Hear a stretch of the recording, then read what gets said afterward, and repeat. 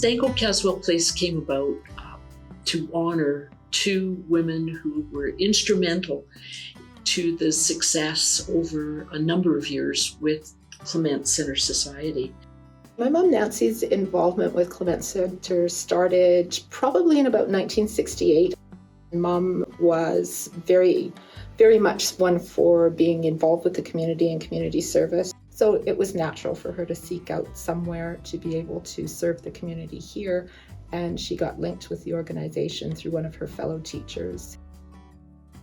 My mom's involvement with Clements probably started when my dad got involved. He sat on the board, I think in the 80s for about 10 years, and I think our whole family kind of got pulled into the involvement.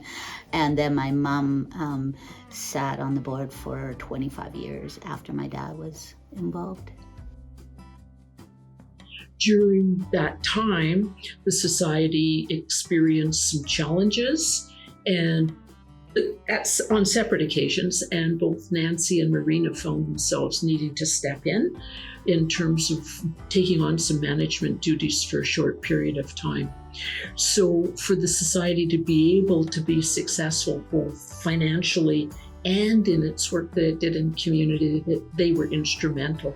We're having some artwork commissioned by Maynard Johnny Jr. And as I was talking with him about Nancy and Marina, he said the two words that came to mind for him were rejuvenation and resilience. And I think that captures them. My name is Maynard Johnny Jr. My traditional name is Theaikwitten. Means big fire or huge fire. It was given to me by my uncle, Shane Point from Musqueam. And my father was Penelakut Coast Salish, and my mom's Iwakai from Cape Mudge, Kwakwakura. When I was approached by Clements Society, there was two ladies that were very pivotal starting and keeping the society moving forward.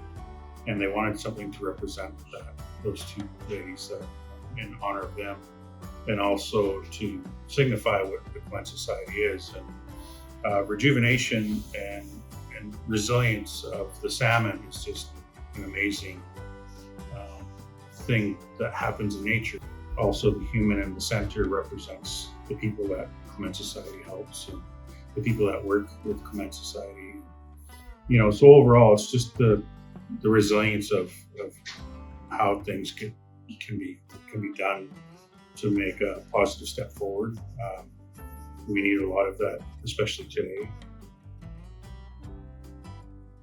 My mom was a fixer and a doer, and she really believed in opportunities for people and people getting the chance to have the best life they could and make the most of their opportunities. And she thoroughly enjoyed being part of creating those opportunities. She was president of the board for many, many years. And then in about 1984, she took over when the executive director at that time left, and she was the executive director until 1989 when she finally retired. She'd retired from teaching previously, and then she came back and worked then. So yeah, that was very important to her for people to have opportunities.